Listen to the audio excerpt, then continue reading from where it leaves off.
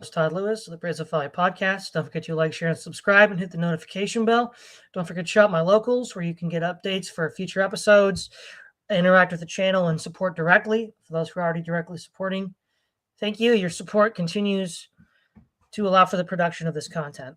So today, Terminal Philosophy and I are revisiting siege warfare and Rome's additions to it. We've already covered the Assyrians, we've covered the Greeks and the Macedonians, and it's about time we've got to the Romans. So early on, Roman siege techniques, like the Greeks, were rather crude and primitive.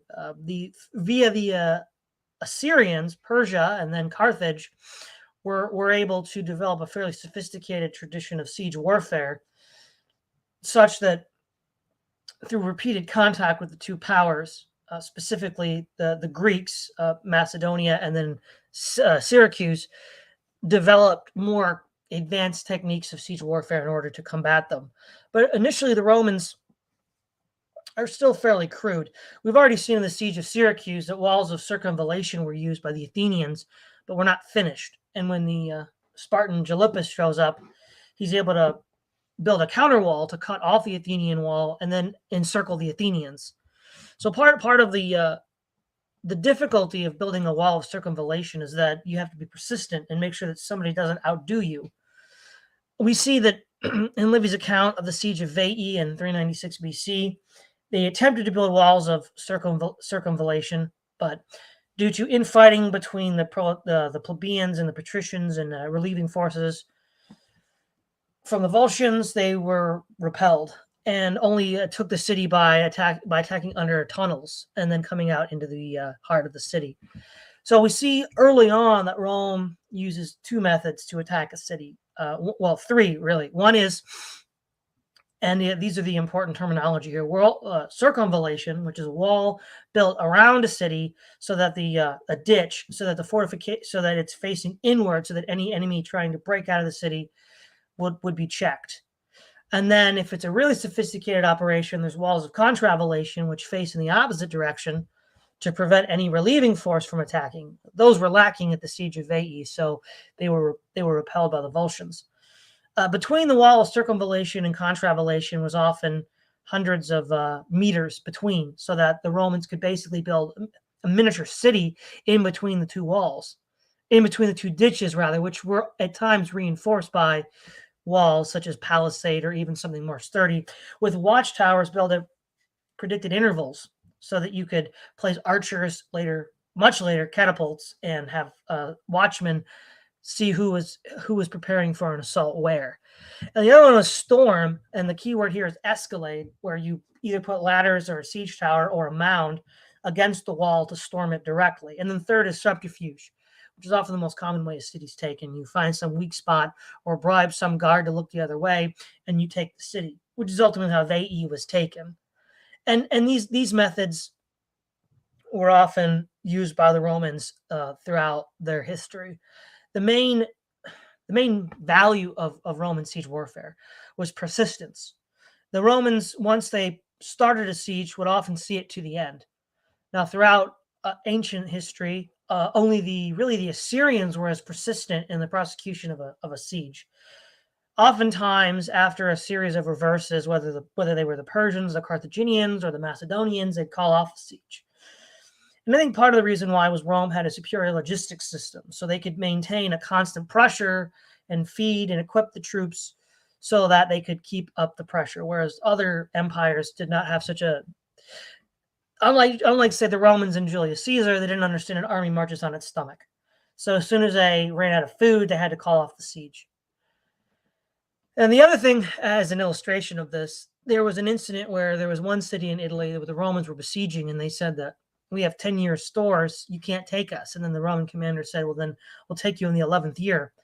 And with that kind of bravado, the garrison realized that they were doomed and surrendered immediately. And so we see with this little vignette that it's Roman persistence early on, rather than necessarily technical prowess, which they will develop later in the imperial state, which gives them victory over their fortified cities, such as the Libyum and Syracuse, which had repelled all previous Carthaginian attacks, and New Carthage. So, at this opening stage, what is your thought on the development of Roman siege warfare?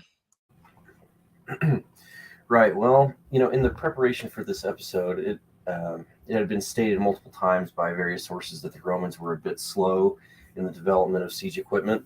I think it's fair to say that in terms of the evolution of siege warfare, it was the Neo-Assyrians who formally introduced siege warfare and equipment, and then it was later it was more, I think, and then the Hellenistic cities and sort of the Hellenistic age in general sort of brought about it to a more common usage, and then you could say arguably it was perfected by the Romans.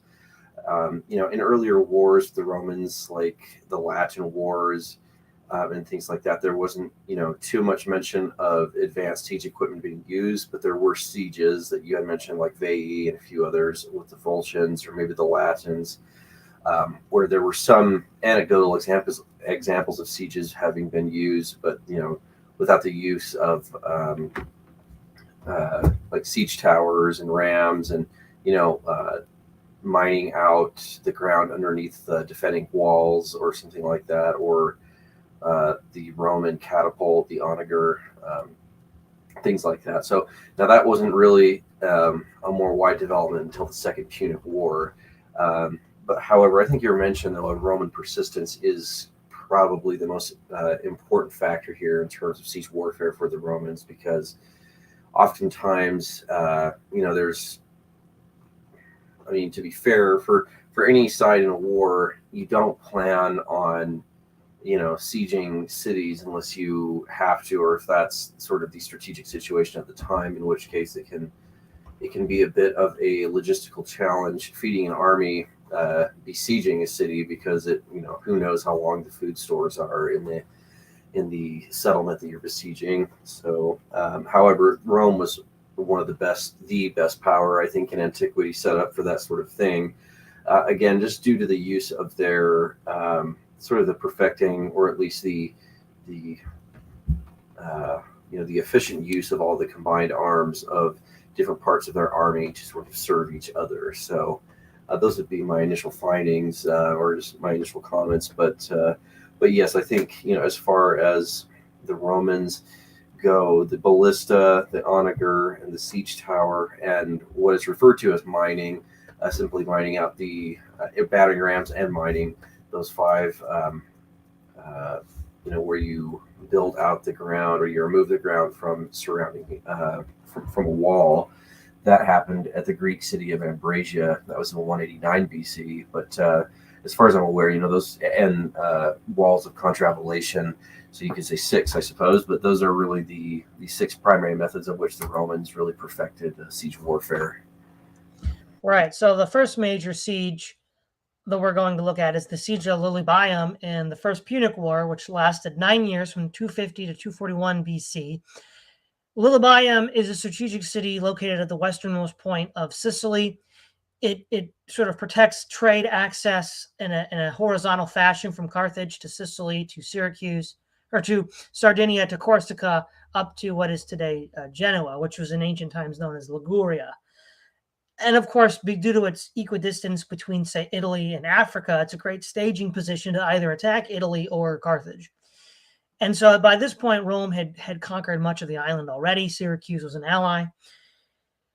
And so they began the process of a siege. Now, one of the reasons why the siege lasted so long is, especially beginning, I think it was 249 BC, at the Battle of Trapana, Rome loses naval control over the Western Mediterranean. And so since this is a city with a coastal area as well, you'd have to completely encircle it on land and sea. So at this point, Rome has to do two independent operations. It does very well on the land operations, but it's hit or miss at the sea. And we've already discussed in an earlier episode Rome's challenges at sea in the First Punic War. So the original goal was to starve the city out. So what they do is they build ditches of circumvallation. There's no need to build contravallation because the rest of the island is under Roman control. And then they build a stockade, presumably a palisade, and then a wall. So this is an extremely well-defended position. On either extremity of this line of fortifications or 2 Roman forts. Now, the Romans then proceed to attack the towers guarding the city of Libyum by launching battering rams at them. That seems to be the main effort that they use, and they use missile troops to keep the heads down of the Carthaginian garrison. Now, what's of note here, and as we'll see also in Syracuse, is that the Romans, when they use suppressive fire with their light troops, Polybius does not mention they use catapults. So it doesn't seem yet that in either the First or the Second Punic War, the Romans were yet using catapults in large numbers. For example, we already mentioned with naval operations, Caesar had catapults on his triremes when he landed at Dover. So, I mean, specific mention is made of that. So mention is not yet being made of missile weapons in catapults in this way. So, unless Livy says anything to the contrary, I don't see much evidence they were using catapults. Now, Hamilcar himself, the garrison commander, also did the typical tactic of launching sorties to disrupt the operations of battering rams as well. The Romans were also digging tighter and tighter lines of circumvallation to get closer and closer to the city. And these operations, along with the battering rams, repeated sorties and pitched battles were engaged by Hamilcar. At one point, he tried to light these positions on fire, but was repelled by a Roman attack. We also see now, and this of course was itself presaged by reinforcements delivered by Hannibal the admiral. And we've already mentioned the First Punic War and the history of naval warfare. You had Hannibal the Rhodian, who had a super fast quincreme, which he used to send messages and supplies to Lilybaeum to taunt the Romans.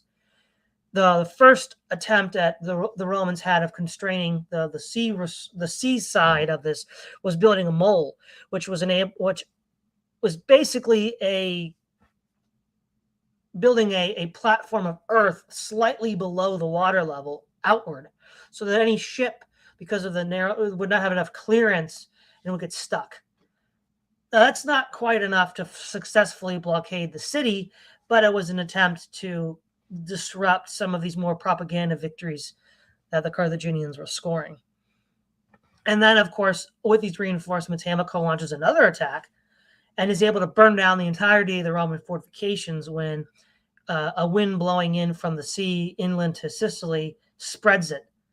Now, this shows the Roman persistence. They then rebuild all of the entrenchments and then continue the siege, which lasts another 8 years. Only after the decisive battle at Aegates Islands in 241 BC, where Carthage loses its supply ships and control of the sea, does Carthage realize that there's no way to protect that city anymore. And then eventually they surrender the city and the island to the Romans. So ultimately, this siege was done according to general principles. There was no really innovative techniques. There was really no subversion. There was an attempt to bribe the mercenaries to switch sides, which was found out before it had happened and was suppressed by Hamilcar. So other than that one exception, we don't really have records of the Romans trying anything else. So what it sounds like to me is, if we look at the siege, Rome is still learning how to do siege warfare. I mean, after all, let its entire fortifications get burned down by a Carthaginian sortie. We don't see such horrendous reversals very often in Roman military practice. So I think what we can say here is that Rome is still figuring this out, but Rome is persistent. And it's this persistence which finally leads to the fall of Lilybaeum and Sicily itself. Yeah, that's a good point. I don't know that there was any sort of one moment during the siege of Lilybaeum that, demonstrates some sort of brilliant stroke of genius or some type of innovative ruse in order to capture the city. It had basically two elements, both on land and out in the Mediterranean. I think the only thing that really turned the tide for the Romans was an external event, was the Battle of Aegates, where the Carthage supremacy over the Mediterranean, their naval power was finally, it had shifted back to Roman control, and that's what had swung, the writing was on the wall at that point for Carthage, that there was no way to relieve the city and no way to supply it. and so from there, Sicily was in Roman hands for the time. So, um, but yeah, you don't see any elaborate sort of siege works having been constructed. I think there was a tightening of a perimeter of walls of contravallation, or what is the other term? Circumvallation. Circumvallation. Um, yeah, that was something that did tighten around the city as the siege had gone on. But yeah, I hadn't read anything from the ancient sources that suggested any some sort of brilliant move on the part of the Romans attacking the city. It was just this hellaciously prolonged siege, and because the Romans, because they had the entirety of the island, the supply issue was solved because, as we've discussed in previous episodes, Sicily is sort of at the center of the agricultural heart of the Mediterranean, with a lot of fertile land that many different powers had fought over even before the Punic Wars had broken out. So that really was a sort of local logistical advantage for the Romans for the siege. Right. And so now the next major siege operation is the Siege of Syracuse. Now, in our history of the Greco-Punic Wars, we see that Syracuse was assaulted many times by the Carthaginians, and each time it was repulsed, either due to misfortune of plague, due to the nature of the bloated, large Carthaginian armies, or defeats at sea. Now, again, the Romans here appear to be somewhat clumsy. The catapults are described in this siege operation, but they're almost entirely attributed to the Syracusans and the engineering genius of Archimedes. And so, beginning from 213 to 212, the walls of Syracuse are stretched over a long series of hills with overhanging brows, which make ascent very difficult. The Romans envisioned a pincer attack for an initial storm of the city. One from the landward side was by Appius Claudius, a praetor, and then from the sea, Marcus Claudius Marcellus. So Appius Claudius, at least according to what I read with Polybius, prepared wicker penthouses, and I'm guessing those are siege towers. That's a strange translation choice by the author. Catapults and other siege necessities. So there are use of catapults here, because in the translation I read it said darts, which I'm guessing darts fired by catapults. Again, sometimes the translation of these works by 19th century authors is less than ideal. And then Appius believed that he could take these heights in about 5 days. And then Polybius says, well, the Romans hadn't accounted for Archimedes. And I think we can say in many cases, so seldom has one man been so instrumental in a position in the defense or the attack and been worth his own weight many times over. Marcellus from the seaward side had 60 quinqueremes to launch an assault. They were armed with slingers, archers, and javelineers, presumably in wooden towers, in order to have suppressive fire on the Greeks. And then there were also 8 pairs of quinqueremes lashed together with large platforms, which were scaling ladders.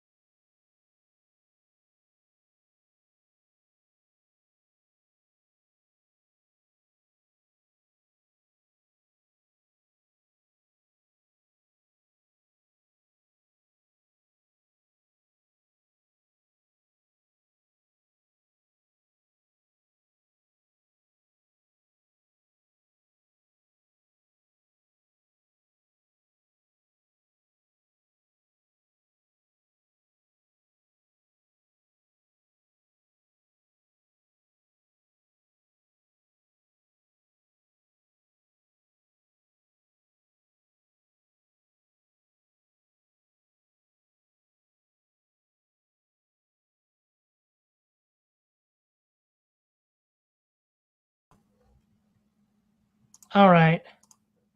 I think I'm back. You hear terminal? Yep, I can hear you. Okay. All right. Back to the siege. Yeah, technical difficulties, people. The internet went out. Okay, so a sort of siege tower was developed called the Simpuke, which was named after the Roman harp for the ships, and the ladder looked like the instrument when it was extended. So the ladder was 4 feet across and as tall as the walls of Syracuse. It was lashed between the two vessels. The ladder was held up by pulleys and ropes and long extended poles, which allowed it to extend over the prow of the ships. At the top of the ladder was a wicker basket covered on three sides with wicker shields for protection. Troops would then march up behind it to attack the walls. Archimedes had artillery placed, catapults placed at intervals to fire at each distance marker that the Romans would have to cross to get to the walls. The walls themselves had murder holes from which they could pour fire directly at them. And Marcellus's troops were massacred. Archimedes also had winches and cables on cranes that held rocks, beams, and giant clumps of lead that they would drop onto the tower and the ships, smashing to the pieces, as well as a crane that would grab the ship by the prow, pull it out of the water, and then smash it down in again repeatedly to break it to pieces. Marcellus jokingly said that he was stirring up the water because he didn't like our music. And so the landward assault didn't go a whole lot better. Also, catapults placed at interval distances destroyed any Roman attacking forces, and murder holes allowed them to drop large stones and beams and fire on the Romans' heads. The Romans then decided to starve the city out by a land-sea blockade, and only after they were informed by certain Syracusans that there was a festival for Artemis, did they decide that, which there'd be much drinking, as a wealthy Syracusan and merchants had brought wine, that they should attack. Marcellus found a low point in the wall and sent some picked men to scale it. Most of the men on guard were either drunk or sleeping, so they were defeated, and then he then opened the gates for the rest of the Romans to surge in and capture the city. So again, we see here the Romans were rather clumsy, but through persistence,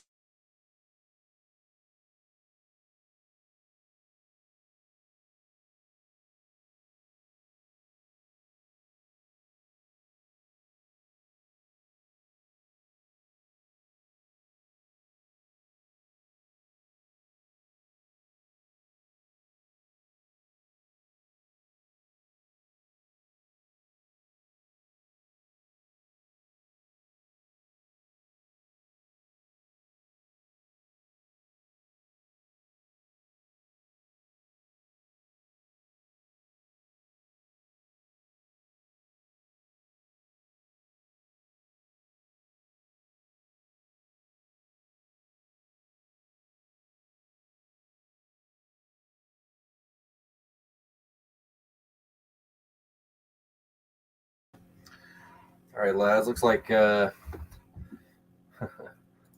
internet's having a bad day here, so I'll just kind of continue where he was going with that with the siege of Syracuse. But yeah, just sort of the conclusion of Syracuse from my study of that, and again, we're just basing our sources off of Livy and Diodorus Siculus, with the with the sort of how the events laid out in Syracuse is that interestingly enough, there was a festival of the local Syracusan goddess Artemis, and there was basically some weaknesses in the defense of Syracuse, and a small party of Roman soldiers during the night, they managed to scale the walls and get into the city, and they were able to get in there with a bunch of reinforcements. And so basically there's a lot of overconfidence on the Syracusans. And so the siege combined like just a combination of persistence as well as the use of different ramps and different battering rams. The problem is that Syracuse, where it's located on the coast of Sicily, makes it very advantageous for the defenders, and it's also hard to assault from sea because much of the terrain in Sicily is very mountainous. So I'm trying to see if we're getting a private message here from Todd. See if we're going to get him back or not. um, but yeah, with about the siege of Syracuse, there was actually a lot more siege equipment used in this particular battle with siege towers. There's a naval element to it as well, and then you have the construction of ramps, walls of circumvallation, contravallation, and then you also have battering rams. You have the classic use of Roman ladders, and then you also see some examples of the Roman ballista, as well as the Roman version of the catapult, which is sometimes referred to as the onager. Both the catapult and the ballista were powered by torsion power. So yeah, there's actually a lot more. And back again. Let's hope this works. There you go. So did you finish with Syracuse 3P? Yeah, I was just kind of covering just some of the equipment that was used in Syracuse and just how the terrain had favored the Syracusans for a while, and how they enjoyed that advantage for a long time, and they got a little cocky because there was the night that they had the they had the sort of festival for their local god, the Syracusan god. I forget it's for Artemis, and so that created sort of this weakness in the defense, and a small group of Roman soldiers during the night, they were able to scale the walls and get inside with reinforcements. Yes. So now we'll get to the last one on our list, New Carthage. Scipio's coup de main in 209. The city of New Carthage is situated in a sort of like a lake lagoon, which opens into the Mediterranean Sea and is connected to the mainland by an isthmus. The city itself is in a bit of a depression surrounded by hills and mountains, making it an extremely difficult position to take.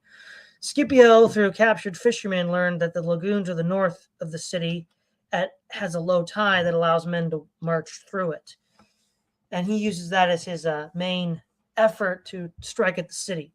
So, firstly, he builds a Roman camp on the opposite side of the isthmus, but does not wall the isthmus off. In part, as we'll get to a little bit later, he wants to bait part of the Carthaginian force out. He sends a naval force up from the south with scaling ladders and missile troops. Again, it's just like Marcellus in the siege of Syracuse, just minus the Sambucae. He's able to place the camp close enough to be his tempting bait to Mago, who divides his garrison, leaving half in the citadel and half to attack.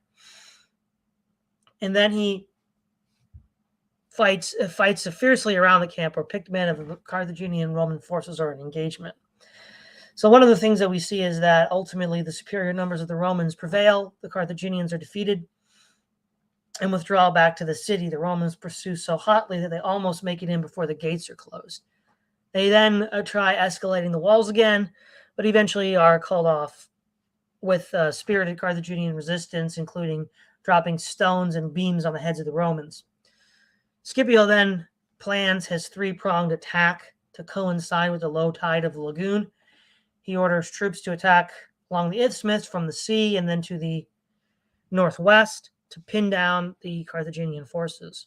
And then has picked men go through the lagoon at low tide to then scale the wall directly, which has no defenders. In part, as Polybius points out, because the Carthaginians didn't believe that it was possible to attack from that front.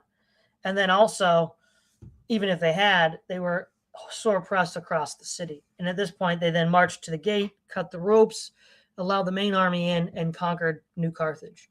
So in this case, this wasn't so much subterfuge and it wasn't so much using time. It was finding a weak point on the walls that was unknown to the Carthaginians and then pressing there. So again, we don't really see the use of catapults or more advanced tactics such as the testudo formation either. So again, the Romans are, I think, in the process of developing a siege technique. The New Carthage is no longer a clumsy assault. It's a well-coordinated, multi-pronged attack on an enemy position. So the setbacks at Labium and Syracuse notes seem to have been taken, and the Romans were more able to affect the result quickly with a minimal loss of life from the Roman perspective. Yeah, I completely agree with that. This was a lot less clumsy, and there was some some lesson learning on the part of the Romans, because you have sort of multiple pincers coming in specifically for different sectors of attack that the Romans used for the Battle of New Carthage, with Scipio Africanus setting up the main camp of the Romans and their allies to the east of the city, as you said, unfortified, as an attempt to sort of bait many of the forces out of the walls. You have a naval attack from the Bay of Cartagena from the south, and then approximately 500 Roman soldiers attack from the north, because although on a map, from a bird's eye view down, the lagoon, or sort of very shallow waters that were to the north of the city, at low tide, you could send infantry across them, and they could actually traverse the lagoon. And they were they were able to conquer the northern wall from that. And there was also there was a western sector of attack to attack the west gate. And so you just basically see a multi-pronged naval and land attacks on Cartagena. And I think with the advanced tactics, of using some siege equipment, as well as, I think the naval element was quite crucial in capturing the port as well, is what Polybius had mentioned. So, this was sort of an evolution in the sort of lesson learning of Roman siege warfare. Right. So at this point, I think we can argue that Rome has already sort of developed consistent professionalism through hard experience in the First and Second Punic Wars. Now, the big takeaway here is, again, while Roman techniques are not necessarily sophisticated yet, they are becoming increasingly sophisticated.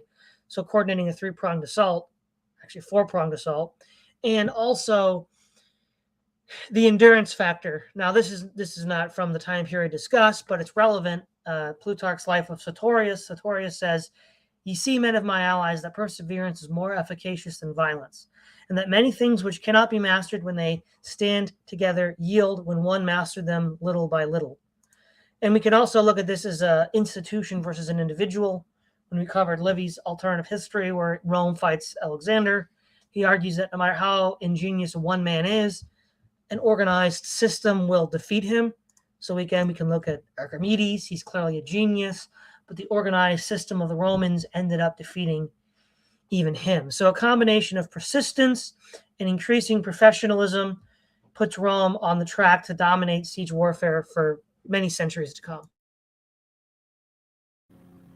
Yeah, I'm in full agreement with you. Yeah, and it just helps that there are dedicated sectors of the army, or categories of the army, dedicated to their one job, which is just the, you either have, obviously, like missile troops, you have the infantry, you have the cavalry, and a logistical element, and then now you are starting to see sort of, an artillery siege works equipment part of the army, which will become more important, I think, as the decades and the centuries go on in terms of Roman warfare.